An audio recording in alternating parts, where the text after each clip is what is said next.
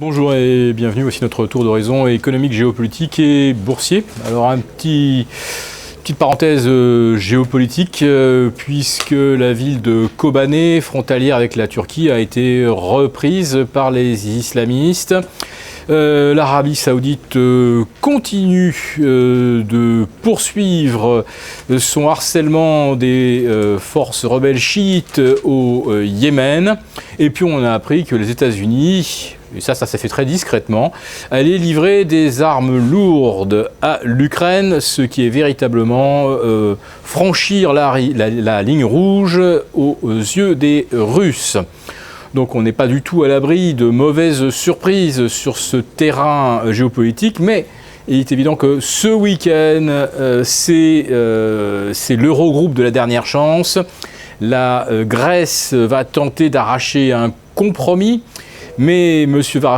Varoufakis a déjà prévenu que, faute d'un projet de règlement global sur la question de l'endettement grec, eh bien, un compromis sera difficile à signer.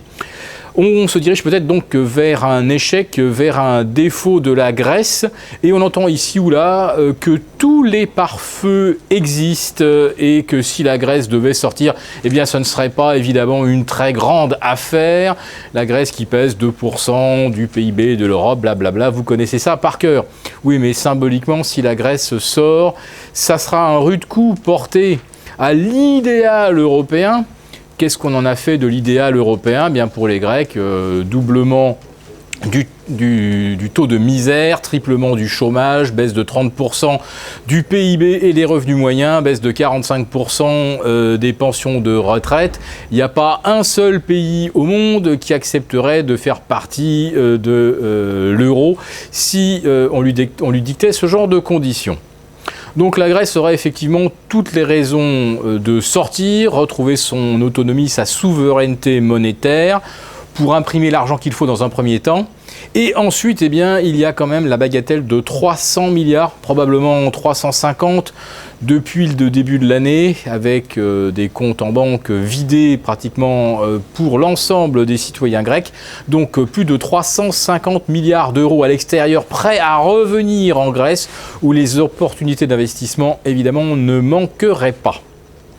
Mais si on aboutit à une impasse ce week-end, il est évident que les marchés seront rudement secoués lundi, après avoir gagné 4% cette semaine, sur du vent, puisqu'évidemment, on n'a strictement rien réglé, et on n'aura peut-être rien réglé ce week-end. Ces 4% de gains, tous les gérants les ont couverts, ou pratiquement. Alors même si ça leur coûte 1%, ils se sont donc assurés déjà d'avoir engrangé 3% cette semaine, je le répète, sur du vent. Mais sachez-le, aujourd'hui, quand vous faites de la bourse, vous ne vous débrouillez pas avec l'actualité, avec les éléments macroéconomiques, vous vous battez contre l'ordinateur. Il faut le savoir, ce n'est pas le même jeu. En Chine, là, on a aujourd'hui un véritable krach boursier. Le SSE abandonne 7,4%. La bourse de Shenzhen en perd 8. Les technos du Next Shenzhen abandonnent 8,3%. Sur la semaine, ça nous fait moins 6,3 pour le SSE, moins 7,5 pour Shenzhen. Vous rajoutez cela aux pertes de la semaine précédente et vous êtes pratiquement à moins 19% de pertes en l'espace de 10 jours. 1000 points exactement perdus depuis le zénith des 5176. On est même tombé à 4140 ce matin à Shanghai. Donc oui, c'est plié. La bourse chinoise a entamé sa désintégration. Elle va se poursuivre avec des conséquences qui sont difficiles aujourd'hui à calculer, mais ça pourrait mettre un très très gros coup au moral des ménages chinois. Le gouvernement a tout misé sur la consommation intérieure plutôt que les exportations.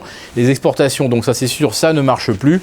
La consommation intérieure, si vous avez des millions de Chinois rincés, lessivés sur les marchés, ça risque effectivement de plonger la Chine dans la récession. Bien entendu, personne ne vous le dira aujourd'hui. Nous verrons bien la semaine prochaine.